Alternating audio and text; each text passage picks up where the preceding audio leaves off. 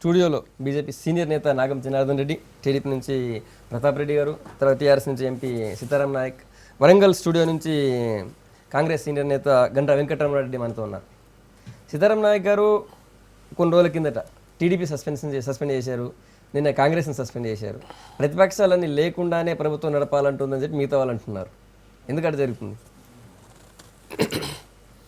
అట్లా లేదు. అక్కడ సభను సవ్యంగా నడవనివ్వాలి కదా.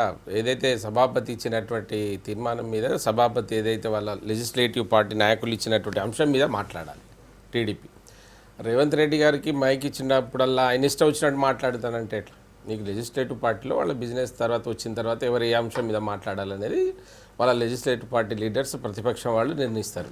అది వాళ్ళకి ఇచ్చినప్పుడు మాట్లాడేటప్పుడు ఆయన మాట్లాడే విధానంలో ఏదో ఒక కుటుంబాన్ని టార్గెట్ చేసి మాట్లాడుతున్నట్టుగా పదే పదే వినిపించడం వల్ల వాళ్ళు అనేక సార్లు సభలో కూడా మిగతా పక్షాల వాళ్ళు కూడా ఇట్లా మంచిగా ఉండదు, మాట్లాడవద్దు మీరు ఏదైనా అంశం. ఎందుకంటే ఇప్పుడు చాలా అమూల్యమైనటువంటి సమయం. ఒక ఏదైనా నిర్మాణాలు జరిగేటి అన్నీ శాసనసభలో కనుక ఇప్పుడు అనేక స్కీమ్స్ ఉన్నాయి, ఇప్పుడు అనేక స్కీమ్స్ ప్రవేశపెడతా ఉంది పార్టీ. దాంట్లో ఏదైనా లోపాలు ఉంటే సరిచేయని మాట్లాడి అటువంటి అంశాల మీద మాట్లాడకుండా ఏదో ఒక కుటుంబ పాలన అని, అది ఏదో ఒక కుటుంబానికి సంబంధించిన ఒక గొడవ చేస్తే మొత్తం 10 మంది సస్పెండ్ చేశారు. అందరూ ఆయనకు సపోర్ట్ చేశారు కదా, అందరూ వచ్చారు కదా, సస్పెండ్ చేశారు. ఇప్పుడు కాంగ్రెస్ అంటే ఇప్పుడు పార్టీ ఫిరాయింపు గురించి మాట్లాడారు. ఎవరికి తెలియని విషయం ఇది పార్టీ ఫిరాయింపు. తెలంగాణ రాష్ట్ర సమితి ఉండేటువంటి ఇంతమంది గెలిస్తే అప్పుడు వాళ్ళని 6 తీసుకోలేదా వైఎస్ రాజశేఖర్ పార్టీలో ఉన్నప్పుడు? ఇప్పుడు ఇది అన్వాయితీ ఏదో నడుస్తూనే ఉన్నది, ఎవరి ఇష్టం వచ్చినట్టు వాళ్ళు వస్తూనే ఉన్నారు. ఒకటి ఏంటంటే మరి వాళ్ళు తప్పు చేసినవన్నీ తెలుసుకొని టీఆర్ఎస్కి వస్తున్నారా మాకు కూడా అంతుపట్టడం లేదు. వాళ్ళు వచ్చి అడుగుతూ ఉన్నారు, మేము పార్టీలో ఉండాలి, పునర్నిర్మాణంలో భాగస్వాములు కావాలి, మేము అప్పుడు తెలంగాణ పోరాటంలో పాల్గొనలేదు, ఏదో మేము ఉన్నాం కామ్గానే కనుకనే మమ్మల్ని తీసుకోవాలనేటువంటి పదే చేస్తూ ఉన్నారు. ఇక ఒకరి తర్వాత ఒకరు. ఇప్పుడు అంతేందుకు నిన్న భారతీయ జనతా పార్టీ కూడా శివసేన నుంచి తీసుకొచ్చి రైల్వే మినిస్టరే ఇచ్చేస్తారు కదా సురేష్ ఒకటేసారి. అంటే ఇప్పుడు ఈ ఫిరాయింపుల గురించి అంత నేను అనేది ఏంటంటే సభ ఇప్పుడు మళ్ళీ ఇంకో కొద్ది రోజులకు వస్తుంది. ఇప్పుడు అనేక పథకాలు పెడతా ఉన్నారు కదా ప్రభుత్వం. అడిగే హక్కు ప్రజాస్వామ్యంలో ఉన్నాం కనుక ప్రతి పార్టీ నాయకుడికి ఉన్నది, ప్రతిపక్ష నాయకుడికి ఉన్నది. కొన్ని అడిగారు మొన్న బయట నుంచి కూడా కొంత అడుగుతున్నారు, మీరు ఇంత బడ్జెట్ పెడతా ఉన్నారు, దీన్ని మీరు ఎక్కడి నుంచి తీసుకురాగలుగుతారు, ఏం చేయగలుగుతారు, పెట్టిన పథకాలు ఎంతవరకు ఉపయోగపడుతున్నాయి, అసలు అవి నడుస్తున్నాయా లేదా, ప్రజల్లో ఏముంది, లేదా ఇప్పుడు కార్డ్స్ ఉన్నాయి, కొన్ని కార్డ్స్ని ఎందుకు మార్చవలసి వస్తుంది, మారిస్తే కార్డుల వల్ల మీకు జరిగే నష్టం ఏంది, ఏదైనా ఉంటే దాన్ని ఇప్పుడు నేను అనేది ఏంటంటే ఇది త్యాగాల మీద తీసుకొచ్చినటువంటి తెలంగాణ రాష్ట్రం. ఇది ఏదో ఆషామాషిగా వచ్చింది కాదు, ప్రతి వారి త్యాగం ఉంది దాంట్లో. మనం కొంచెం ప్రభుత్వం కొత్తగా ఉంది, 6 నెలలు అవుతా ఉంది, దాంట్లో మీ సహాయ సహకారాలు కావాలనేది నా అభిప్రాయం. నేను వేరే దాని మీద ఏదో జటిలంగా మాట్లాడడం కాదు. ఇది అందరి పాత్ర ఉంది కనుక దాన్ని కొంచెం కాపాడుకోవాలి. ప్రతాప్ రెడ్డి గారు, ప్రతిపక్షాలన్నీ కూడా చర్చకు ప్రాధాన్యం కూడా కావాలని గొడవకు ప్రాధాన్యం ఇస్తున్నారు, అందుకే బయటకు పోయినాయి అనేది టీఆర్ఎస్ అంటుంది. 100% రాంగ్. ముఖ్యంగా ఇలా ముఖ్యమంత్రి గారు తెలంగాణ రాష్ట్రం ఏర్పడ్డ తర్వాత ఒక ప్రతిపక్ష నాయకులు మాట్లాడుతుంటే, ఒక ప్రతిపక్షం మాట్లాడుతూ ఉంటే భారతదేశ చరిత్రలో కానీ లేకపోతే గతంలో ఆంధ్రప్రదేశ్ చరిత్రలో కానీ ఏ ముఖ్యమంత్రి కూడా ఒక ప్రతిపక్ష నాయకుడు మాట్లాడుతుంటే 100 టైమ్స్ లేచి కూర్చుంటాడు. ఫస్ట్ ముఖ్యమంత్రి గారి కుర్చీ వాస్తుకు లేదేమో చూసుకోవాలి. ఆ వాస్తుకు లేనట్టుంది. మాట్లాడితే కేసీఆర్ మాట్లాడతారు, లేకపోతే హరీష్ రావు మాట్లాడతారు, లేకపోతే కేటీఆర్. వీళ్ళు ముగ్గురు తప్ప అసెంబ్లీలో మంత్రులు లేరా? ఎంతసేపు రేవంత్ రెడ్డి లేచేసరికి ముఖ్యమంత్రి గారు అసహనం వ్యక్తం చేస్తారు. ఆయన ముఖంలో చూస్తే, ఆయన ఫీలింగ్లో చూస్తే ఏమో జరిగిపోతుంది. అరే మా రేవంత్ అంటే ఎందుకు ఒక్కరికి సంబంధించిన విషయం, 2 పార్టీలు సస్పెండ్ చేశారు నిన్న కాంగ్రెస్. కానీ వాళ్ళ ముఖ్య ఉద్దేశం ఏంటంటే వీళ్ళు ఇలా 5 మంత్స్లో తెలంగాణ రాష్ట్ర ప్రభుత్వం ఏర్పడ్డ తర్వాత రైతు ఆత్మహత్యలు, పెన్షన్లు, కరువు, కరెంటు ఇవన్నింటి మీద చర్చించాల్సిన అవసరం ఉంది. గతంలో ఇంకొక మాట, గతంలో వీళ్ళు ఎలక్షన్లో చెప్పిండ్రు 70,000 రూపాయలు కాంగ్రెస్ గవర్నమెంటు హౌసింగ్ బిల్ ఇస్తుండే. ఒక్క 2 రోజులు ఆగండి, మా ముఖ్యమంత్రి వస్తుండు, మా తెలంగాణ ప్రభుత్వం వస్తుంది, 3,50,000 రూపాయలు ఇచ్చి ఇల్లు కట్టిస్తామని చెప్పారు. 3.5 ఎకరాల భూమి ఇస్తామని చెప్పిండ్రు. కరెంటు 8 గంటలు ఇస్తామని చెప్పారు. అప్పులు మాఫీ చేస్తామని చెప్పి అవన్నీ చర్చించకుండా కావాలని కుటుంబాన్ని టార్గెట్ చేశారు కాబట్టి సస్పెండ్ అయ్యారు. బయటకు వస్తే అనే ఉద్దేశంతో ఇవాళ ప్రతిపక్షాల మీద పడి కాంగ్రెస్ని కానీ తెలుగుదేశం కానీ ఇంకా రేపు ఇవాళ అయితే బీజేపీని కూడా వాళ్ళని కూడా పంపించే అవకాశాలు ఉన్నాయి. మొత్తం పంపించి కేసీఆర్ అల్లుడు కొడుకు ముగ్గురే ఉంటే అసెంబ్లీ నిండా ఫుల్గా ఉంటుంది నడిపించుకోవచ్చు. నాగం గారు మీరు లాంగ్ టైం అసెంబ్లీలో ఉన్నారు, చాలా శాసనసభలు చూశారు కదా, ఇప్పుడు మీకు ఏమనిపిస్తుంది ఇది చూస్తుంటే? ఇప్పుడు తెలుగుదేశం వాళ్ళు సరే పేరు లేకున్నా ఒక ఎంపీ గురించి 2 పత్రికలు వచ్చిందని మాత్రమే అన్నారు, కానీ ఏమి అభియోగం అయితే మోపినట్టయితే నేను ఎక్కడ నాకైతే దాంట్లో కనిపించలేదు. తర్వాత మరుసటి ఒక రోజు దాన్ని అర్జెంట్ అయిపోయినాక మళ్ళీ మరుసటి రోజు వచ్చినప్పుడు సామాన్యంగా ఆ రోజు బిజినెస్ ఆ రోజుకి అయిపోతుంది.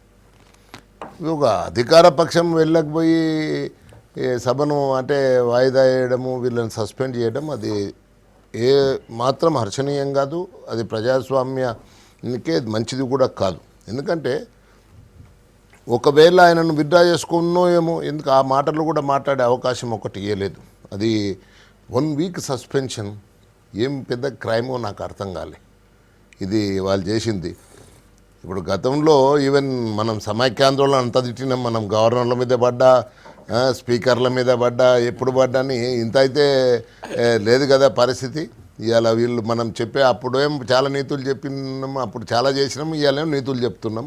సరే, ఇక రెండో విషయానికి వస్తే ఇలా కాంగ్రెస్ పార్టీ నేను స్పష్టంగా ఇలా ఇప్పుడు ఒక ముఖ్యమంత్రిని నేను అడుగుతున్నాను, ఈ తెలంగాణ అసలుకు మన ఉద్యమ స్ఫూర్తి ఏంది, తెలంగాణ బంగారు తెలంగాణకు దాని అర్థం ఏంది, డెవలప్మెంట్కు మీ యాక్షన్ ప్లాన్ ఏంది?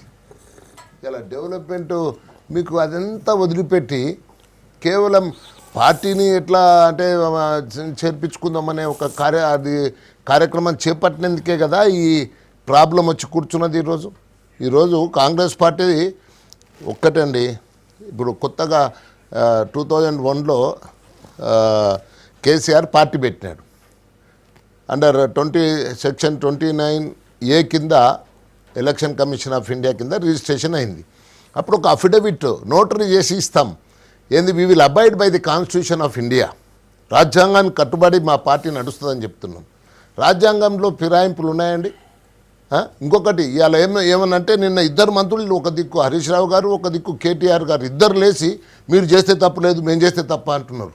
అంటే ఒకరు ఏదన్నా తప్పుడు పనులు చేస్తే వీళ్ళు కూడా చేయాలనేది ఒకటి ఉందా? ఇంకొకటి కూడా చెప్తున్నాను, అప్పుడు మా మిత్రులు ఎంపీ గారు నాయక్ గారు చెప్పాలి, అప్పుడు ఇక్కడ కూడా ఒక ముఖ్యమంత్రి లేదా పార్టీ ప్రెసిడెంట్లో పోయి కండువాలు కప్పలే. వాళ్ళు డిఫెక్ట్ అయితే డిఫెక్ట్ అయ్యి వీళ్ళు ఎంబడి ఉంటే ఉండొచ్చు అసెంబ్లీలో కానీ అది కానీ కండువాలు వేసుకొని నేనైతే చూడలే. ఇప్పుడు కండువాలు చూడలేదంటారు. ఇంతకుముందు సీతారాం నాయక్ ఒక మాట అన్నారు, సురేష్ బాబుకు మీరు మంత్రి పదవి ఇచ్చారు. ఒక్క నిమిషం దానికి కూడా వస్తున్నా నేను. ఇప్పుడు దీంట్లో ఇప్పుడు వీళ్ళు ఏదైతే 10th షెడ్యూల్డ్ ఉంది, నేను కూడా రాజీనామా చేసిన, ఎట్లా ఆమోదించుకున్నానో మీరు అందరు కూడా చూసిండ్రు. ఇప్పుడు వీళ్ళు ఎవరైనా రాజీనామాలు చేసి పార్టీలు మారితే దానికేమి అంటే ఎవరికి అభ్యంతరం ఉండదు, కాన్స్టిట్యూషన్ ప్రకారంగా అది కరెక్టే. ఇవాళ వీళ్ళు సురేష్ ప్రభు అని చెప్తున్నారు. సురేష్ ప్రభు ఒక ఎలక్టెడ్ రిప్రజెంటేటివ్, ఎంపీ, ఎమ్మెల్యేనో, ఎమ్మెల్సీఓ, రాజ్యసభ మెంబరో కాడైనా ఆయన స్వేచ్ఛ ఉంది. ఆయనకు పార్టీకి రాజీనామా చేసిపోయి ఇంకో పార్టీలో స్వేచ్ఛ ఆయనకు ఉంది, స్వేచ్ఛ లేకుండా లేడు ఆయన. ఎందుకంటే ఇప్పుడు అట్లా అనుకుంటే మొత్తం కాంగ్రెస్ పార్టీ ఉన్నది ఒక కాలంలో. అంటే ఇప్పుడు ఎవరు ఆ పార్టీలోకి వెళ్ళి వచ్చిన వాళ్ళందరూ డిఫెక్టర్సా? ఇప్పుడు ఇంక్లూడింగ్ కేసీఆర్ కూడా కాంగ్రెస్లో ఉండే, దాని తర్వాత టీడీపీలోకి వచ్చే, దాని తర్వాత ఇతరులకు వచ్చిండు. అదేమన్నా డిఫెక్ట్ కిందకి వస్తుందా? ప్రజాప్రతినిధి రాజీనామా చేసి రావాలి. అది నీతివంతమైంది, నైతికత. అది ఇలా అది లేకుండా మీరు ఇష్టం వచ్చినట్టు ఇది కండువాలు మీటింగ్లు పెట్టి ఒక ముఖ్యమంత్రి చేర్చుకున్నాడు, ఒక పార్టీ ప్రెసిడెంట్ చేర్చుకుంటున్నాడు అంటే అది రాజ్యాంగ విరుద్ధం. It attracts A violation of the constitution. ఈ షుడ్ బి పనిష్డ్. అండ్ ఆ పార్టీని కూడా రద్దు చేయాల్సిన అవసరం ఉంది. దానికి ఎలక్షన్ కమిషన్కు మేము రాస్తున్నాం. అవసరం వస్తే ఎలక్షన్ కమిషన్ దగ్గరికి పోతాం, సుప్రీంకోర్టు డోర్స్ దడతాం. బీజేపీ కూడా పర్సనల్గా అయితే ఖచ్చితంగా దట్టాల్సిందే, నేనైతే దడుతున్నాను. రైట్.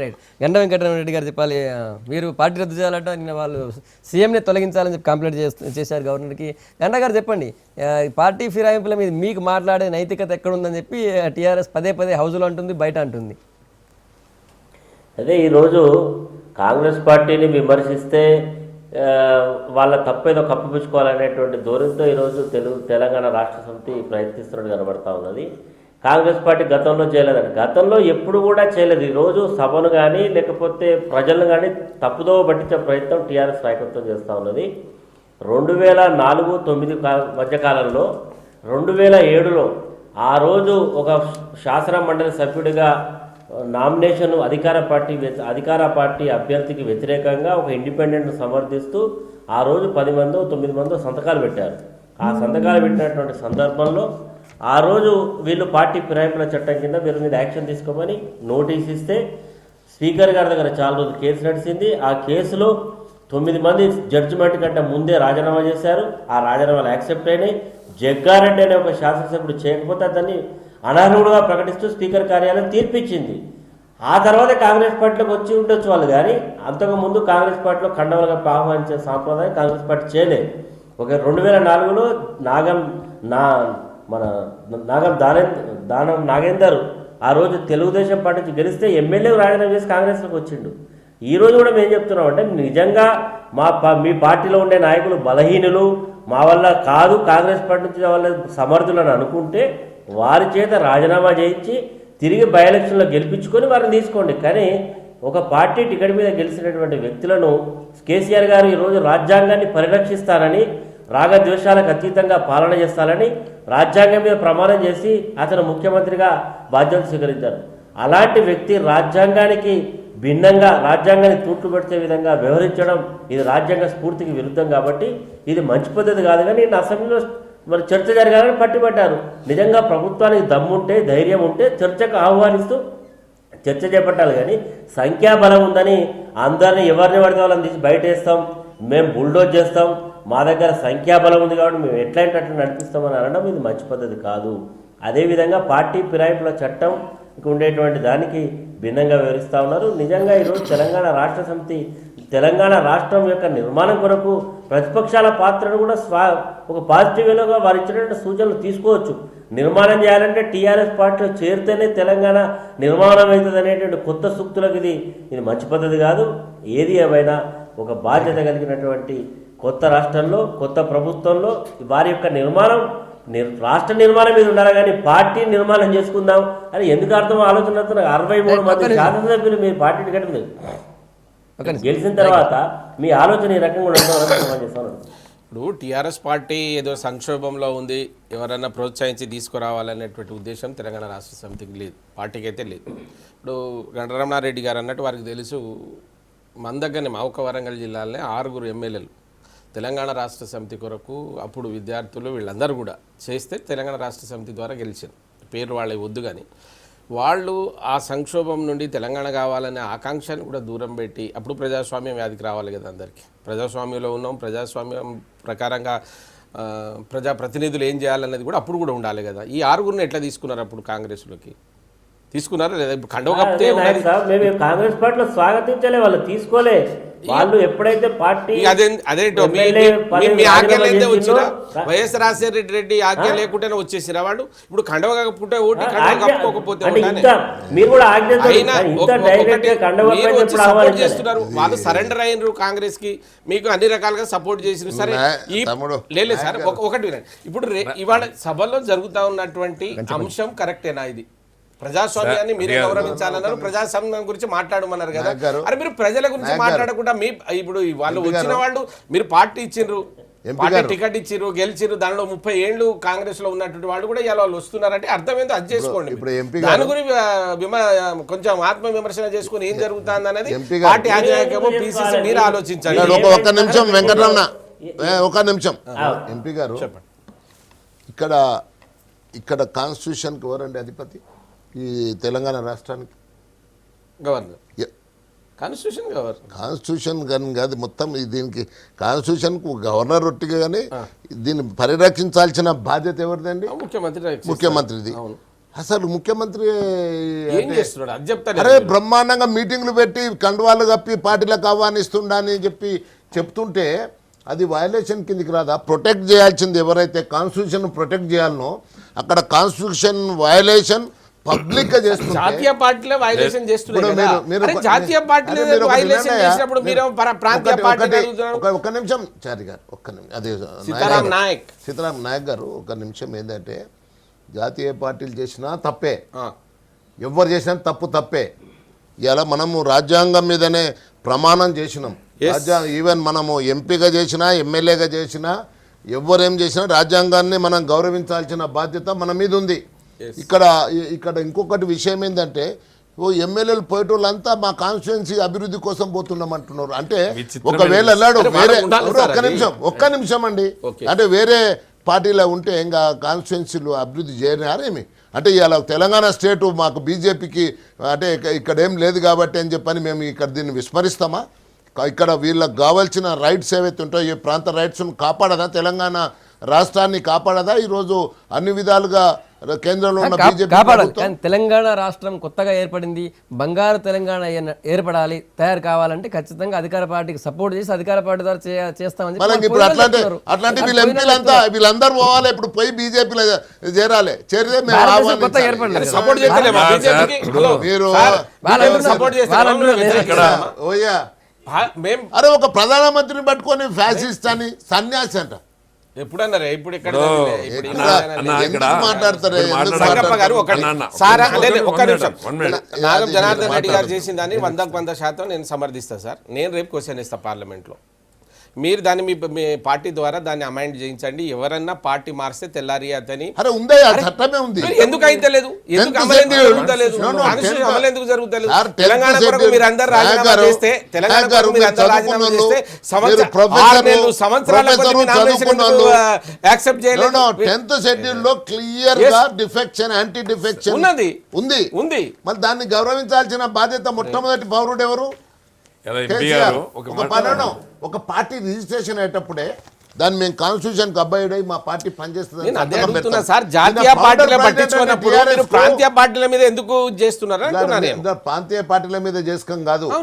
ఇవాళ అంటే ప్రజాస్వామ్యంలో ప్రతిపక్షానికి కూడా పాత్ర ఉంటుంది. ఆ పాత్ర లేకుండా ఇవాళ నిన్న ఎంత నాకు సిగ్గు అనిపించిందంటే ఒక ఎమ్మెల్యే కోరిందని 111 జీవోను రద్దు చేసేస్తారంట.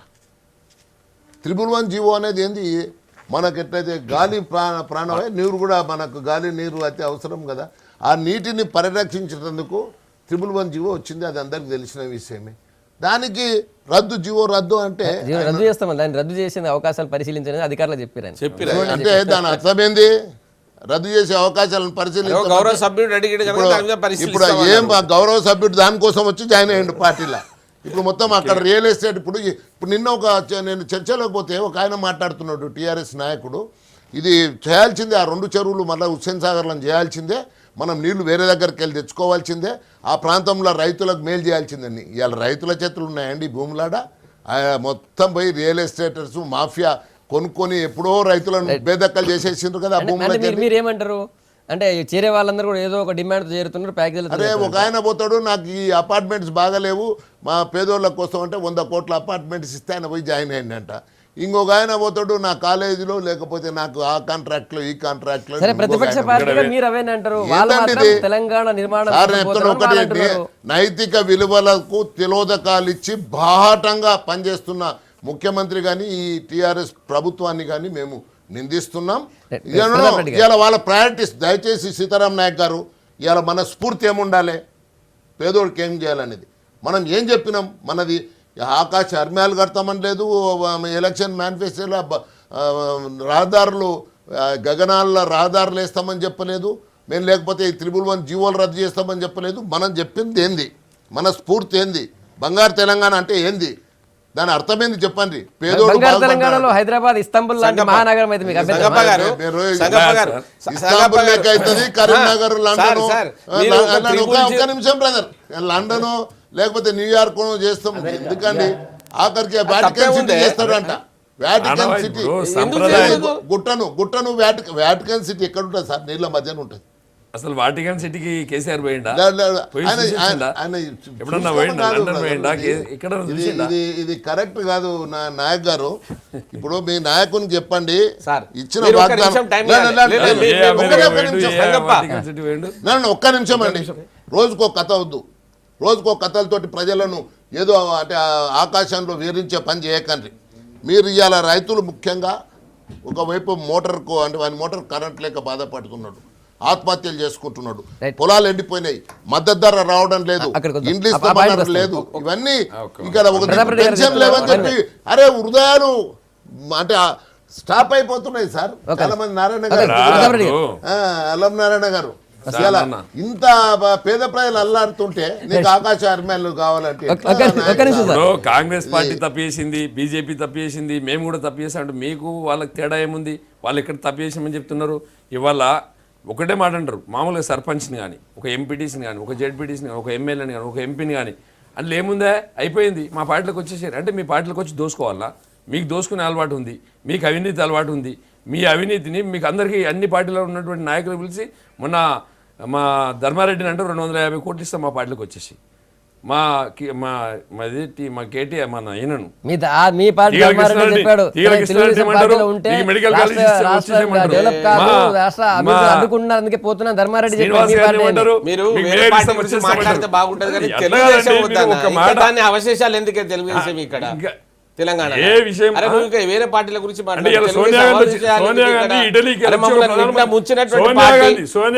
మహనీయుడు దాంట్లోకి వచ్చి బయటకు తెలుగుదేశం ఎందుకు సార్? దాని గురించి మాట్లాడతారు. వాళ్ళు ఎంతమంది వచ్చినా తీసుకోవడానికి హైదరాబాద్ రెవెన్యూ పెంచింది తెలుగుదేశం గవర్నమెంట్. ఇలా హైటెక్ సిటీ దాదాపు 10 లక్షల మంది 4 లక్షల మంది జాబ్ చేస్తున్నారు. ఇలా 15,000 కోట్ల రెవెన్యూ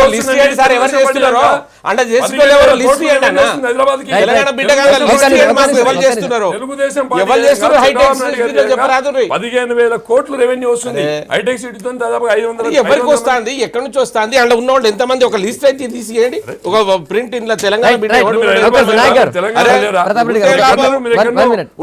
వాటికన్ సిటీలో లేకపోతే అమెరికాలో ఎక్కడో లండన్ హైదరాబాద్ లో hi-tech city Telugu Desam party airport తీసుకొచ్చింది తెలుగుదేశం పార్టీ. హైదరాబాద్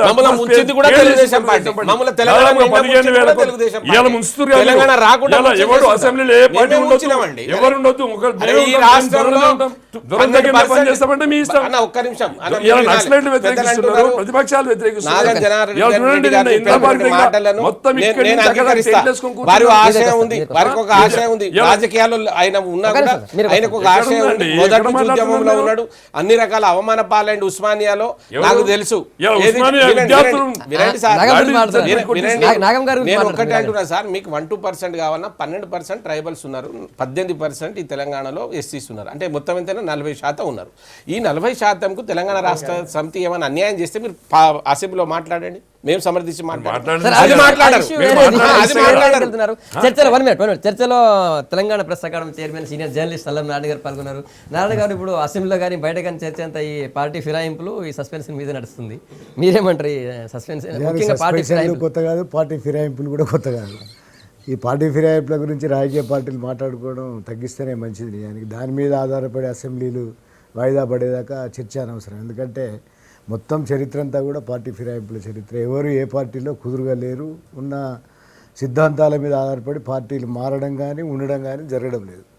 ఈ రాజకీయాలు గొడవలు, అప్పుడు వచ్చిన పరిస్థితులు, రాజకీయ అధికారం, దాని చుట్టూ ఫిరాయింపులు జరుగుతున్నాయి అనేది మనకు అందరికీ అర్థమవుతున్న విషయం. దాని మీద అసెంబ్లీలు ఇట్లా సాగలాగడం అనేది అయితే శుద్ధ దండగా. అయితే అది ఒక ఇష్యూ కాకుండా పోదు, కానీ ఆ ఇష్యూ వేదిక అది కాదు. అంటే అసెంబ్లీలో కూర్చొని ఫిరాయింపుల మీద మాట్లాడుకునేంత ఇష్యూ కాదు అది. ఎందుకంటే ఫిరాయింపులు అనేది జాతీయ స్థాయి నుంచి ఇక్కడ దాకా పీడిస్తున్న వ్యవహారం. సిద్ధాంతాల నిబద్ధత కానీ, సిద్ధాంతాల మీద ఆధారపడి కానీ పార్టీల వాళ్ళు కానీ రాజకీయ నాయకులు కానీ ఎవరు ఉండడం లేదు. అది మాత్రం చాలా స్పష్టమైన విషయం.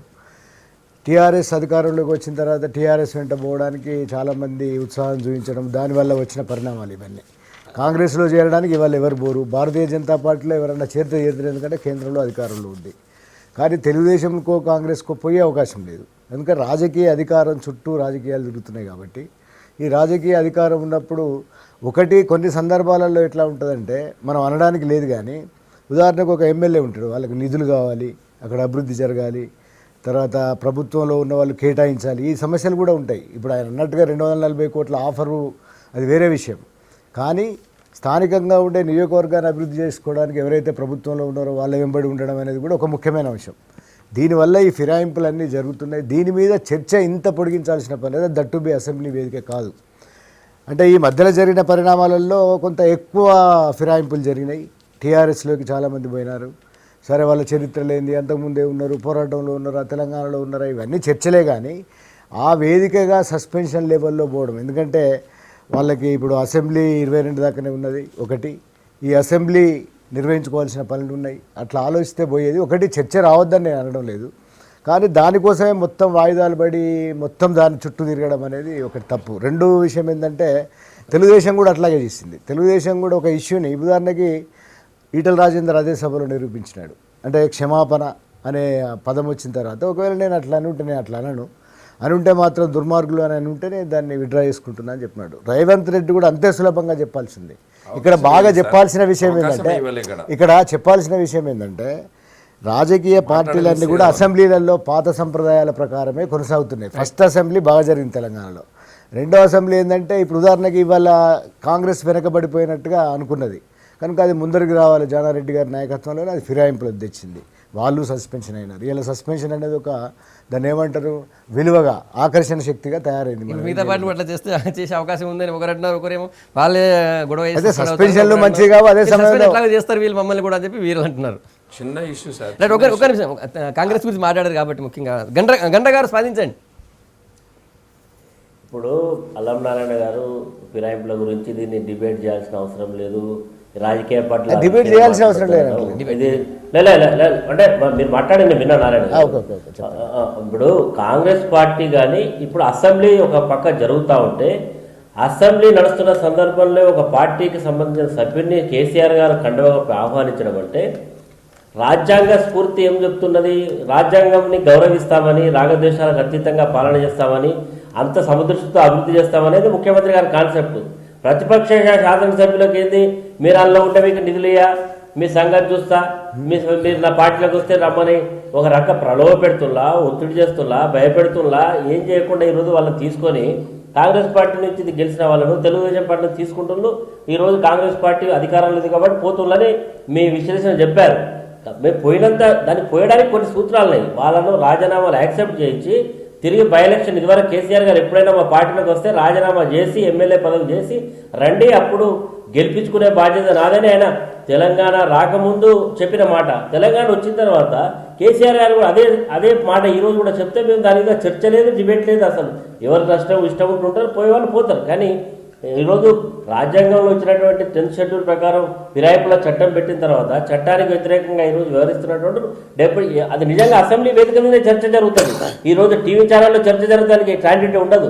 ఎక్కడైతే స్పీకర్ గారు ఉంటారో, ఎక్కడైతే ముఖ్యమంత్రి గారు ఉంటారో, ఎక్కడైతే ప్రతిపక్ష నాయకులు ఉంటారో, ఎక్కడైతే ఎమ్మెల్యేలు ఉంటారో దాని మీదనే చర్చ జరగాలి. ఆ చర్చ ద్వారా ఒక విషయం బయటకు వస్తే బాగుంటుందనే ఉద్దేశంతో కాంగ్రెస్ పార్టీ పట్టుబట్టింది, చర్చలు కోరుతా ఉన్నది. నిజంగా ప్రభుత్వానికి చిత్తశుద్ధి ఉంటే చర్చలను స్వాగతించాలి. కానీ ఈరోజు సంఖ్యాబలం ఉందని సస్పెండ్ చేయడం ఇది మంచి పద్ధతి కాదని నా అభిప్రాయం. అల్లం నారాయణ గారితో అయితే నేను పూర్తిగా విభేదిస్తున్నానండి. ఎందుకంటే ఇప్పుడు నేను ఇంతకుముందే చెప్పినాను, అల్లం నారాయణ గారు, నేను కూడా ఒక పార్టీ ఫ్లోట్ చేసిన, నేను బీజేపీలో చేరాలనుకోలేదు. ఎందుకంటే ఈ పార్టీ మీద టీఆర్ఎస్ అంటే వాళ్ళది వ్యవహార శైలి చూసి నేను కూడా అప్పుడు ఉన్నాను. అంటే నేను ఇంకా మళ్ళీ బీజేపీ అప్పుడు రాజ్నాథ్ సింగ్ గారు ఫోన్ చేస్తే వారి కోరిక మేరకు నేను పార్టీలను మేము కట్టుబడి, నేను దాని మీద ఒకటే ఒక షరతు మీద, మీరు నిజాం కాలేజ్ గ్రౌండ్లో కూడా మాట్లాడేటప్పుడు కూడా ఒకటి మాట్లాడినాను, మీరు పూర్తిగా తెలంగాణకు మద్దతు ఇచ్చి మీరు తెలంగాణకు సహకరించండి, నేను మీ పార్టీలో ఉంటాను, మీకు పార్టీకి సేవ చేస్తానని చెప్పిన దానికే కట్టుబడి ఇవ్వాలా నేను ఉన్నాను. దానికోసమే ఆ పార్టీలో చేరినాను. అది స్పష్టంగా పార్టీల దాంట్లో మనము ఒక నోటరీ దగ్గర మనము ఒక బాండ్ పేపర్ మీద మేము రాజ్యాంగానికి కట్టుబడి ఉంటామని చెప్పని మనం ఒక అఫిడవిట్ ఇస్తాం ఒక పార్టీ ప్రెసిడెంట్గా. Is the founder president of the party. ఎవరు? కేసీఆర్. ఆయన అబార్డ్ అయి ఉండాలి, తెలియకుండా ఉండే అవకాశం లేదు. ఇక రెండోది, యాజ్ ఏ చీఫ్ మినిస్టర్ అంటే ఆయన కూడా ప్రమాణం చేసేటప్పుడే రాజ్యాంగాన్ని కట్టుబడి నేను చేస్తానని చెప్పాను. ఒకవేళ రాజశేఖర రెడ్డి కూడా ఎప్పుడు కూడా ఆయన కండవాళ్ళు కప్పో లేకపోతే ఆయన ఈ ప్రదర్శనలు చేయలేదండి. దయచేసి ఇది ఇవాళ నేను నారాయణ గారు, అరే ఎంపీపీలు వాళ్ళకు రావు, మొత్తం రండి మేమైతేనే మీకు నిధులు ఇస్తాం, ఎంపీపీలను కైవసం చేసుకుంటుంది, జడ్పీటీసీలను తీసుకొని జడ్పీలను అన్నింటినీ కైవసం చేసుకుంటుంది. ఇవాళ ఎమ్మెల్యేలను ఎమ్మెల్సీలను అందరినీ తీసుకొని చైర్మన్లను ఎమ్మెల్సీల చైర్మన్లను కూడా చేసుకుంటుంది. ఇది మాస్కెల్, ఇది ప్రజాస్వామ్యానికి ముప్పు. ఇది అంటే భారతదేశ చరిత్రలో ఎక్కడ మీరు అంటే జరగలేదు ఇంత ఈ మొత్తం ఇంత సరే అది ఎవరు ప్రారంభం చేసిండ్రో ఈ ఆంధ్ర రాష్ట్రంలో కానీ ఇలా తెలంగాణ రాష్ట్రంలో కానీ ఇది ఒకరిని మించి ఒకరు ఇది చేయడము ఇది రాజ్యాంగ స్ఫూర్తికి వ్యతిరేకము ఇది రాజ్యాంగానికి వ్యతిరేకము. దయచేసి నారాయణ గారు మీరు ఒక పత్రికకు ఈరోజు ఒక ఎడిటర్గా మీరుండి దీన్ని నేను వేరే విధంగా నేను మీ మీద చాలా గౌరవం మీకు కూడా తెలుసు కానీ మనం అందరి మీ బాధ్యత ఉంది మీకు కూడా 4th ఎస్టేట్ మీరు దాన్ని పరిరక్షించాల్సిన బాధ్యత మీకుంది. రాయండి ఒక ఎడిటోరియల్ రాయండి violation by the chief minister please right tomorrow it self one editorial. చిన్న క్లారిటీ నేను అనేది ఏంటంటే నేను ఫిరాయింపులను పూర్తిగా వ్యతిరేకిని ఫిరాయింపులను సమర్థించడం లేదు. అట్లాగే ఇవాళ ఉన్న దాంట్లో ఫిరాయింపులు ఎందుకు జరుగుతున్నదని చెప్పినా నేను. రెండో విషయం ఏంటంటే అటు రెడ్డి గారికి కానీ జనార్దన్ రెడ్డి గారికి కానీ నాగం గారికి కానీ నేను ఫిరాయింపులకు వ్యతిరేకినే. రాజ్యాంగ స్ఫూర్తి పోతుందనే దానికి పూర్తి అనుకూలమైనవని నిజమే ఇదంతా ఇష్యూ. కానీ అసెంబ్లీలో జరుగుతున్న ఇష్యూలు కానీ అయితే వీళ్ళు ఇంటెన్సిటీ వేరు కావచ్చు. ఇవాళ కేసీఆర్ గారు స్వయంగా కండవ కప్పి అసెంబ్లీ జరుగుతున్నప్పుడు వేస్తుండవచ్చు. అట్లాగే ఆయన చెప్పిన అవన్నీ అఫిడవిట్లు వీటన్నిటి నిజమే. కానీ ఇది ఇవాళ కొత్త కాదు అనేది నా చర్చ ఏంటంటే కొత్త కాదు అసెంబ్లీలో హాల్ చేయాల్సిన పని లేదనేది దానికోసం అంతే సింపుల్గా. అసెంబ్లీ ఆల్ట్ అయ్యేటంత ఇష్యూ ఎందుకు కాదు సార్ దీనికి మనము దానికి ఏమైనా నిజమే మీరు అన్నట్టుగా వాళ్ళ డిమాండ్ యాక్సిడ్ అయిపోతే మేము చర్చిస్తామయ్యా ఈ క్వశ్చన్ అవర్ అయిపోయి మేము మాట్లాడతామంటే అయిపోతుంది. నేను ఫిరాయింపులకు పూర్తి వ్యతిరేకిని అది రాజ్యాంగబద్ధమైనవి కావు. ఎవరైనా ఫిరాయింపు ఇప్పుడు సార్ నారాయణ గారు 2 మంత్రులు లేచి మీరు చేయలేదా ఇవాళ మేము చేస్తే తప్ప అంటే ఇప్పుడు వాట్ ఈస్ దిస్ ఇప్పుడు అంటే ఒకరు ఎవరో తప్పు చేస్తే ఇంకోరు కూడా తప్పు చేయాలని నాగం గారు ఒకటి అసెంబ్లీలో బుల్డోజింగ్ లేకుండా ఇప్పుడు ఉన్నదండి సార్. ఇప్పుడు మీరు చాలా నేను నారాయణ గారు ఎన్టీ రామారావు గారు నేను సమర్థించడం కాదు ఇది అంటే నారాయణ గారు వ్యవస్థ అట్లా తయారైంది అనేది ఫిరాయింపుల చట్టం సమర్థించలేదు.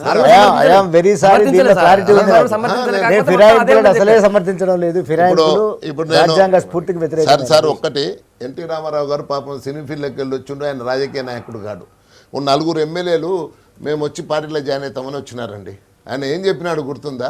మీరు తొలుత మీ సభ్యత్వాలకు రాజీనామా చేసుకోండి అంటే ఒక్క నాదెండ్ల భాస్కరరావు మాత్రం మీకు తెలుసు కదా. నాదెండ్ల టీఆర్ఎస్ కూడా అది పాటించింది అంతకుముందు మీరు చెప్పినట్టు అంతకుముందు పాటించింది. గడ్డిపోతలేక తీసేసినామన్నారు.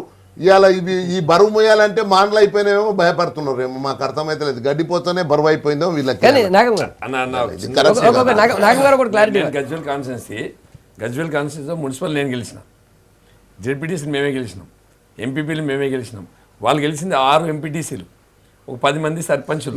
మొత్తం టోటల్గా ఇవాళ వచ్చి మా దాంట్లోకి రండి 4 కోట్లు ఇస్తాం, ఒక సర్పంచ్కి 4 కోట్లు ఇస్తామని చెప్తాడు హరీష్ రావు.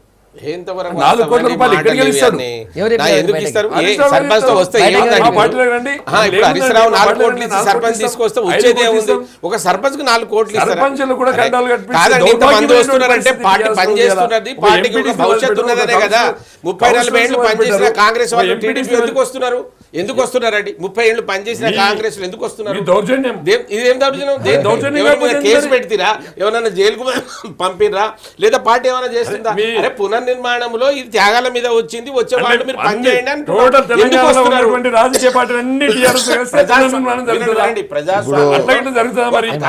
వాళ్ళు కట్టుబడి ఉన్నారు. సార్ మీకు గవర్నమెంట్ వచ్చింది, ఇప్పుడు ఎందుకు గవర్నమెంట్ వచ్చింది.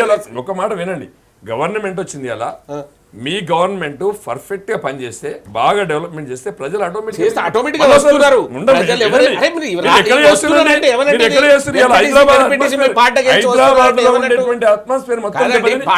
మొత్తం పడిపోయింది. స్వయాన కేసీఆర్ గారు ఏమన్నారు, మొత్తం రెవెన్యూ పడిపోయింది హైదరాబాద్.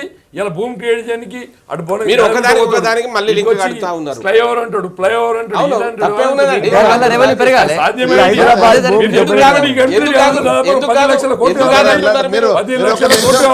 ప్రతాప్ మీకు మాట్లాడడానికి వస్తలేదు.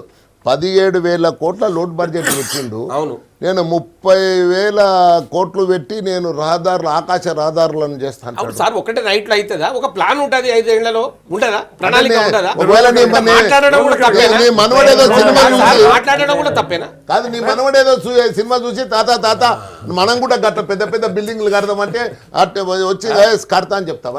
అయితే ఇక్కడ రెండు వాదనలు ఉంది. ఒక విషయం దీంట్లో 2 వాదనలు ఉంది. ఇప్పుడు ఉదాహరణకి హైదరాబాద్ రెవెన్యూ తగ్గుతుందని ఒప్పుకున్నారు, తగ్గింది అనేది. ఇప్పుడు హైదరాబాద్ ఒక నిమిషం, హైదరాబాద్ అనేది ఒక బ్రాండ్. మీకు అక్కడ హుద్హుద్ తుఫాన్ వచ్చింది విశాఖపట్నంలో, దాని బ్రాండ్ని పెంచడానికి ఆయన విపరీతంగా ప్రయత్నం చేస్తున్నాడు చంద్రబాబు గారు, ఎందుకంటే అది అవసరం ఆయనకి. హుదూద్ తుఫాన్ వచ్చినాక పూర్తి ధ్వంసం అయిపోయింది, అక్కడ శిథిలం అయిపోయింది. చర్చలు ఎట్లా ఉంటాయంటే తెలంగాణ పట్ల మొదటి నుంచి ఇది ఒక అవస్థ ఉంది మనకి చర్చల్లోనే. ఇప్పుడు హైదరాబాద్ బ్రాండ్ ఇమేజ్ పడడానికి ఆల్ ఆఫ్ సడన్ ఏం కారణాలు లేవు, కానీ బ్రాండ్ ఇమేజ్ ఈయనకు కూడా పెంచాల్సిన అవసరం అయితే ఉన్నదా లేదా అనేది మనం ఇక్కడ పాయింట్ 100% అది ఉంది కదా. అట్లాగే పెంచండి సార్, పెంచాలి. నారాయణ గారు నారాయణ గారు ఒక్క నిమిషం తమ్ముడు, డెఫినెట్ గా పెంచాలా? అది అయితే పెంచాలి, కానీ పెంచడానికి ఇప్పుడు నేను కాదంటలేను, అవన్నీ నేను ఒప్పుకుంటానని కాదు ఇక్కడ ఉద్దేశం. నా ఉద్దేశం చెప్తున్నా, అంటే మనం పరస్పరం విరుద్ధంగా ఎట్లా మాట్లాడతామంటే ఇప్పుడు హుదూద్ తుఫాన్ వచ్చిందండి, సింగపూర్ పోయి వచ్చినాడు ఆయన. అక్కడ ఆయన వెంటనే ఏమంటాడు, ఇక్కడికి చాలా మంది వస్తారు అని ఒక భరోసా కల్పించడానికి ప్రయత్నం చేస్తున్నాడు యాజ్ ఎ రూలర్. ఇక్కడ కేసీఆర్ గారు అంటున్న దాంట్లో కొంత మనకి అంటే పెద్ద బుర్జు కడతా ఇట్లాంటివన్నీ మనకి విచిత్రంగా అనిపించచ్చు, కానీ ఆయన దాన్ని ఈ బ్రాండ్ ఇమేజ్ని కాపాడడానికి ప్రయత్నం చేస్తానని ఒకసారి ఎందుకు అర్థం చేస్తారు?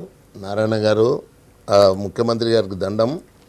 ఎప్పుడు ఇమేజ్ మిగులుతుందంటే, హైదరాబాద్ బ్రాండ్ ఇమేజ్ ఎప్పుడు మిగులుతుందంటే, నువ్వు 1956 కంటే ముందల ఉన్నోడే మావోడు తెలంగాణోడు అన్నప్పుడే నేను మొత్తం సర్వం నాశనం చేసుకున్నావు హైదరాబాద్ను. ఇవాళ నేను చెప్తున్నా, నేను ఇవాళ మా పిల్లలు ఏదో చిన్న చిన్న కట్టడాలు అపార్ట్మెంట్స్ కడతారు. ఎలక్షన్లలో కూడా పోయినాయి డబ్బులు, అంటే కొద్దిగా రేట్ వచ్చి అమ్ముకోగలిగింది. ఎలక్షన్ల తర్వాత ఎప్పుడైనా అంటే 1956 అని చెప్పి మాట తీసిండో మీరు ఒకటి అయిపోయి ఇలా ఎంత ఇబ్బందుల పాలై ఉన్నామంటే అంత ఇబ్బందుల పాలై ఉన్నాం. ఇలా నిజంగా చెప్తున్నది, ఇలా నాది ఒక్కంది కాదు, ఇది నీ మొత్తం నీ రెవెన్యూ అంతా పడిపోయింది. ఇంకొకటి 7,000 చిన్న చిన్న కమర్షియల్ ఎస్టాబ్లిష్మెంట్స్ అంతా బయటకు వెళ్ళిపోయినాయి. మహబూబ్నగర్ జిల్లాలో హెచ్బిఎల్ అనేది ఒక పెద్ద అది ఉండే ఫ్యాక్టరీ, అది మూతపడ్డది. అన్ని మొత్తం ఐరన్ ఇవన్నీ బయటకు వెళ్ళిపోతున్నాయి. నువ్వు గడిగడికి ఒక ముఖ్యమంత్రి గుండి 3 ఏళ్ల దగ్గర కరెంట్ ఇట్లే ఉంటుంది, 3 ఏళ్ల దగ్గర ఇట్లే ఉంటుంది అంటే ఏ ఇండస్ట్రీలో ఉంటుంది సార్ చెప్పండి, మీరే చెప్పండి. ఇప్పుడు అట్లా మీరు ఇమేజ్ మాట్లాడతలేరా?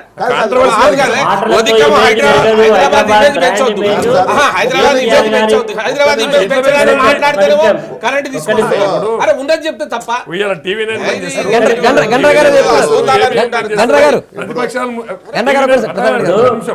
ముఖ్యమంత్రి గారు హైదరాబాద్ బ్రాండ్ ఇమేజ్ పెంచడానికి వారు మాట్లాడవచ్చు, కానీ వారు ఇష్టం వచ్చినట్టుగా స్టేట్మెంట్స్ చేయడమే ఈరోజు హైదరాబాద్ బ్రాండ్ ఇమేజ్ పడిపోవడానికి కారణము. ఈరోజు వారు ఫ్లైఓవర్స్ కడతా అన్నా, రోడ్స్ బాగేస్తా అన్నా, ఇవన్నీ మాటలతో ఉండవు. కాన్ఫిడెన్స్ పెంచాల్సిన బాధ్యత ముఖ్యమంత్రికి ఉంది. ప్రజలకు కాన్ఫిడెన్స్ క్రియేట్ చేయాలి. హైదరాబాద్ లో ఉండేటువంటి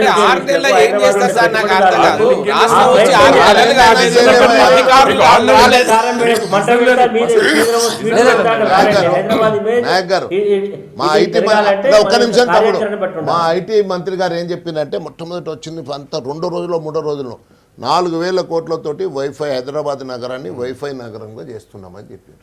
అది ఇప్పుడు మళ్ళీ మాటలే లేదు. ఇవాళ ఇప్పుడు ఏమంటున్నారు, కాకతీయాల రెడ్డి రాజుల అంటే అది దాన్ని పెట్టి కాకతీయ మిషన్ అని పెట్టిండ్రు. ఇవాళ కాకతీయ మిషన్ అంటే ఉన్న చెరువులకు ట్రిబుల్ 1 జీవోలు ఇచ్చేసి హుస్సేన్ సాగర్ మాదిరిగా ఉన్న మన తాగునీటి వనరులను ఇప్పుడు మళ్ళీ అంటే 2 హుస్సేన్ సాగర్లను చేసేందుకు ఇప్పుడు మీరులో తెలుగుదేశం గవర్నమెంట్ తీసుకొచ్చింది, చెరువులు కుంటలు అవన్నీ చేసినాము. ఆ తర్వాత ఇలా కాంగ్రెస్ గవర్నమెంట్ 10 years నుంచి ఎవ్రీ డిస్ట్రిక్ట్కి 100 crores ఇచ్చి వాళ్ళు చిన్న NREGA నీటి పనుల కింద వాళ్ళు చేసుకొచ్చారు. No, no, NREGA అవేచర్లని వారి మీద మట్టి పోసి కార్యకర్తలకు ఇచ్చి డబ్బులు తీసుకోవడానికి వాళ్ళు ప్రయత్నిస్తున్నారు. మీరు ఎకరానికి లక్ష ఎకరాలు ఒక చెరువుల పునరుద్ధరణ అంటే కార్యకర్తలు డబ్బులు ఇస్తారు. గతంలో మీరు అదే చేశారా? గతంలో మీరు అదే చేశారా? ఆన్లైన్ ఏవి ప్రాజెక్టులు ఏవి? అదొక మిషనే. ప్రాజెక్టులు కావాలి కదా. ఒకటి హైదరాబాద్ ఇమేజ్ మీరు ఏం ఇక్కడ చేశారు? ఏ- 17 ఏళ్ళు పాలించినటువంటి టీడీపీ మీరు ఏం చేసిరు? ఏ అరవై ప్రాజెక్టు ఓసారి మీరు ఎక్కడ 40 ఏళ్ళు కాదు మేము చేసింది. ఒకటి అల్లం 17 ఏళ్ళు అంటున్నారు. 17 ఏళ్ళలో మీకు ఏం కావాల్సింది చేసిండ్రు? అరే, అరే దేవాలయం వస్తువు ఎక్కడిది? ఎక్కడ దేవాలయం ఉత్పత్తి? ఎక్కడిది? ఎవరికి నీళ్లు లేదు, చుక్క నీళ్లు లేదు, దేవతలు ఎక్కడి నుంచి వస్తున్నాయి? దేవతలు కోటాను వస్తున్నారా? కోట్ల రూపాయలు తీసుకొని పోయి వెళ్ళిపోయారు. ఎక్కడికి వస్తున్నాయి? మేము శంకుస్థాపన చేసినాము. ఎవరికి వచ్చినాయి దేవాదులు అనేది? చేసిండ్రు. ఎవరు లాగుతున్నారు? అల్లం గారు ఇవన్నీ మీరు కప్పిపుచ్చుకోండి, ప్రజల్ని మభ్యపెట్టి తెలంగాణ ప్రజలు ఇవన్నీ మోసం చేసి మభ్యపెడితే తెలంగాణ ఓట్లు అడిగేవాడే వేయించుకొని కాదు. ఇవాళ మీరు తెలంగాణ చక్కగా ప్రజలు తెలంగాణ రోడ్డు ఉంటే మీదకి మేమెందుకు తీసుకొచ్చారు. తెలంగాణ ఆత్మహత్యలు మాకేం పని చేపిస్తున్నారు. అది? ఎక్కడండి ఎక్కడ మీ వాస్తవాలు మాట్లాడలేదు, వాస్తవాలు మాట్లాడండి. మా ప్రొఫెసర్ నేనేం అనలేను సరే, ఒక్కొక్కరు- కానీ పాపం ఆయన అమాయకుని తీసుకొచ్చి ఈడ కూర్చోబెట్టి అమ్మాయి కూడా కదా ఇప్పుడు అనితల. అరే, ఎట్లా? వాస్తవాలు మాట్లాడాలి. వన్ మినిట్ అల్లం sir one minute sir. Hyderabad image దెబ్బతింది 1956 అనేటువంటి ఆ కామెంట్తో ఒకటి నాగం గారు అంటున్నారు. తర్వాత ఈ బిల్డింగ్ల వల్ల కాన్ఫిడెన్స్ వస్తుంది అంటారు. అండ్ ఆత్మస్థైర్యం పెంచాలి, లేకపోతే ఉన్న వాళ్ళు ఆత్మస్థైర్యం పెంచాలి, బయట వాళ్ళని ఆకర్షించాలంటే ఇవన్నీ కూడా అవసరమే కదా. రెండోది 1956 అనేది కేవలం ఎంప్లాయీకి సంబంధించి అనుకుంటాను. విద్యార్థులు ప్లేస్ కాదు, స్టూడెంట్స్. విద్యార్థులకు విద్యార్థులు యాక్చువల్గా ఇవన్నీ కూడా టు సెటిల్ అంటే నిజానికి ప్రభుత్వానికి ఎట్లాంటి విజన్ ఉన్నది అనేది ముఖ్యమవుతుంది. మనం ఇప్పుడు ఇన్ని మాట్లాడుకుంటాం కదా, ఒక ఏడాది తర్వాత 2 ఏళ్ళ తర్వాత మాట్లాడడానికి చాలా ఉంటుంది. ఇంకా ఒకవేళ విఫలమైతే వాళ్ళు ఒక విజన్ లేకపోతే, ప్లాన్ లేకపోతే, ఎందుకంటే హైదరాబాద్ నిజంగానే దీని కాన్ఫిడెన్స్ బిల్డప్ కాకపోతే కొన్ని నష్టాలు ఉన్నాయి. అందరికీ తెలుసు, గవర్నమెంట్ తెలియకుండా పోతే కేసీఆర్ గారికి మరీ ప్రత్యేకంగా తెలుసు, అదేం లేదు. కానీ మనం ఎట్లా ఉండబోతున్నాం అనేది ఇప్పుడే మనకి టూ ఎర్లీ. వై? బికాస్ ఇప్పుడు మనం ఆత్మహత్యలను దీనినే కలుపుతున్నాం. అంత కలగాపులకంగా చూస్తే భయం అవుతుంది, తెలంగాణ ఉంటుందా పోతుందా అని. ఆ డేంజర్ ఒకటి ఉన్నది. ఎందుకంటే కాన్ఫిడెన్స్ లెవెల్స్ ఒక కొత్త రాష్ట్రానికి ఉండాలి. దీన్ని మనము ఎట్లా నిర్వహించుకోవాలన్నది. ఇప్పుడు ఆత్మహత్యలను దీనికే కలుపుతున్నాం. 10 ఏళ్ళకు ఒకసారి రైతాంగ సంక్షోభాలు ప్రజ్వరిల్లుతున్నాయి. అనేక కారణాలు ఉన్నాయి రైతాంగ సంక్షోభాలకి. మనం అంత ఓపిక ఎందుకు లేదంటే మనకి వల్ల ఎట్లాగైతే ప్రభుత్వం చెప్పుకుంటూ వస్తున్నదో, ఇప్పుడు వాళ్ళు కూడా ప్రభుత్వం కూడా అనేకం ప్రకటించేసరికి వాటి మీద ఇక యాగి మొదలవుతున్నది. ఇది కాదు యాక్చువల్గా తెలంగాణకు కావాల్సింది. ప్రభుత్వానికి విజన్ ఉండాలి, తెలంగాణ సమాజాన్ని నిర్మించుకునే పట్టుదల ఉండాలి. ఆ వేలో పోతున్నారా లేదనేది ఇక్కడ విమర్శ ఉండాలి. కానీ మన ఎవ్రీథింగ్ మీద అన్నిటినీ కలిపి చూస్తే పొలిటికల్ దానికోసం అసలు ఇవాళ పొలిటిక్స్ చేయాల్సిన పని తెలంగాణ సమాజానికి లేదు. పార్టీలకు ఉన్నది కానీ తెలంగాణ సమాజానికి ఒక భరోసా కావాలి. ముందు కరెంట్ అనేదాన్ని ఇంత తీవ్రత ఉంటుంది అనేది ఊహించలే. అంటే ఊహించింది తెలుసు. ఒక నిమిషం నేను ఒకసారి ఒక నిమిషం ఒక ప్రశ్న అడిగినా నేను, ఎట్లా వస్తుంది ఛత్తీస్గఢ్ నుంచి కరెంట్ అని. లైన్ లిగుతా అన్నారు. లైన్ లిగ్గడం అనేది విచ్ ఈజ్ నాట్ కరెక్ట్ అని ప్రూవెన్. అట్లనే చాలా అంటే అంత ఈజీగా లేదు ఈ విషయం అనేది. ఇంకోటి ఏంటంటే వాతావరణం మారింది సార్ తెలంగాణలో, మనం కూడా అనుభవించినాం కదండి. దాని లోడు గొడవలు వీటన్నిటి వల్ల చాలా తేడా వచ్చింది. కరెంటు విషయాల్లో చాలా తేడా వచ్చింది. ఈ కరెంటు విషయాలతో పాటుగా 10 ఏళ్ళకు ఒకసారి రైతాంగ సంక్షోభం అనేది మళ్ళీ ఒకసారి పునరుద్ధరణై చనిపోతున్నారు. అదే మనకి ఇప్పుడు పెద్ద ఇష్యూ. నిజానికి ఏదైనా తెలంగాణ సమాజం పట్టించుకోవాలంటే ప్రయారిటీ ఇష్యూ అది. మిగతా విషయాలు సరే అట్లాగే పాలిటిక్స్ జరుగుతున్నాయి. ఈ పాలిటిక్స్ తీవ్ర స్థాయిలో జరగడం కూడా ఆశ్చర్యంగా ఉంటుంది. ఇది కూడా ఎత్తుగడలే. ఇప్పుడు ప్రభుత్వానికి కూడా ఎత్తుగడలు ఉంటాయి, ఎందుకుంటాయి. అట్లాగే ఈ విజన్ అనే దాన్ని ప్రభుత్వం ప్రకటించాలి, ప్రదర్శించాలి. ఈ విజన్ అనేది అమలవుతల లేదనేది మనం వేచి చూడాలి. వేచి చూడడంలో ఇవన్నీ ఉండేయని కాదు, ఇవన్నీ విమర్శించొద్దని నేను అంటలేను. ఆత్మహత్యలను సమర్థించండి, ఫిరాయింపులను సమర్థించి నేను అనను. కానీ ఈ వే ఎట్లా ఉన్నది. నిజానికి ముఖ్యమంత్రి గారు ఈ స్కై స్క్రాపర్స్ ప్రకటించిన దాని చాలా యాగి జరుగుతుంది, అది వేరే విషయం. అంటే ఆయన వీళ్ళిద్దరు ఇట్లే ఉన్నారు, అంటే బ్రాండ్ ఇమేజ్ని కాపాడుకోవడం అనే దాంట్లో వీళ్ళు ఉన్నారనేది అర్థం. రెండు ముఖ్యమంత్రులు. కానీ మనం రాజకీయాల కోసం కాకుండా తెలంగాణ సమాజం కోసం నిజంగానే మనం తెలంగాణ ఆలోచించి కొంత మనం ఓపికగా భరించుకోవాలి. నాగం జనార్దన్ రెడ్డి గారికి ఆయనకున్న ఐడియా ఆయనకున్నది. ఎందుకంటే తెలంగాణ మీద ఆయన కూడా ఒక పోరాడిండు, పార్టీలు ఆయన అవస్థలు పడ్డాడు. ఇలా ఆయనకి అంత సీనియర్ పొలిటీషియన్, ఆయన ఇట్లా విడిగా ఎప్పుడు లేడు. ఆయన రాజకీయాల్లోకి వచ్చినప్పటి నుంచి ఆ సభలలో చట్టసభలలో ఉన్నాడు. ఆయన సఫరింగ్ అనేది నిజానికి తెలంగాణ వల్లనే కదా. తెలంగాణ ఉద్యమంలో ఉన్నాడు ఆయన. తెలంగాణ ఉద్యమంలో అందరం కలిసే పనిచేసినాం కదా.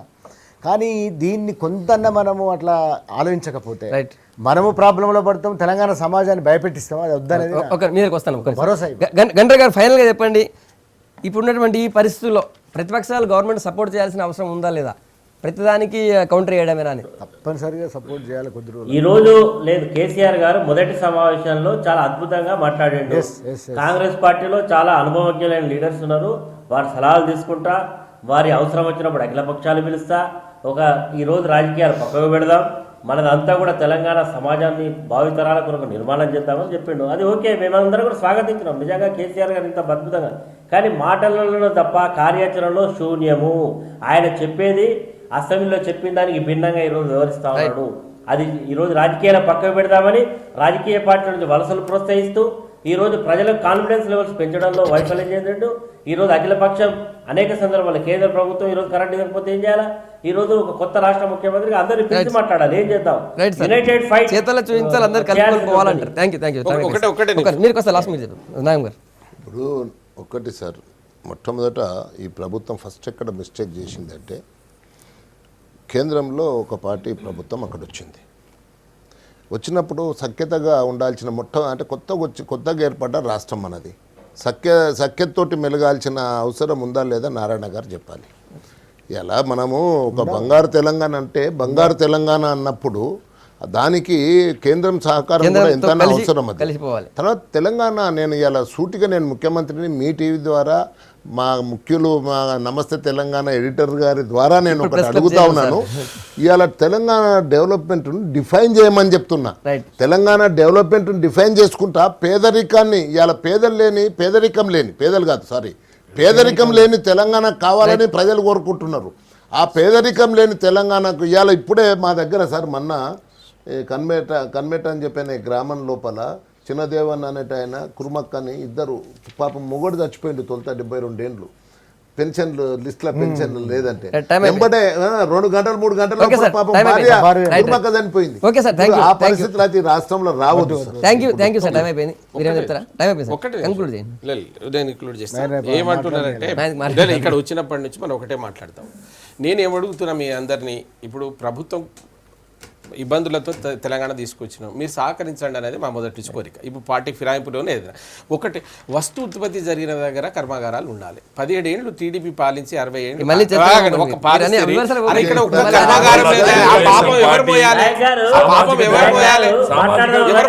ఉన్న అజంజాయి మిల్లుని తీసుకొని పోతుంది కాదు సార్. పత్తి పడితే ఉన్న అజంజాయి మిల్లు మాట్లాడతారు, ఎట్లా మాట్లాడతారు? 100 రోజుల్లో ప్రారంభం చేస్తామన్న రాజంజాయి మిల్లు 100 రోజుల్లో ప్రారంభం చేస్తామని చెప్పి చూడండి. అల్లం నారాయణ గారు, గండ్ర వెంకటరమణరెడ్డి గారు, గుడ్ మార్నింగ్ తెలంగాణలో పాల్గొని మీ అభిప్రాయాలు చెప్పినందుకు ఇది వాళ్ళ గుడ్ మార్నింగ్ తెలంగాణ. రేపు మళ్ళీ ఇదే టైం కలుద్దాం. Stay tune.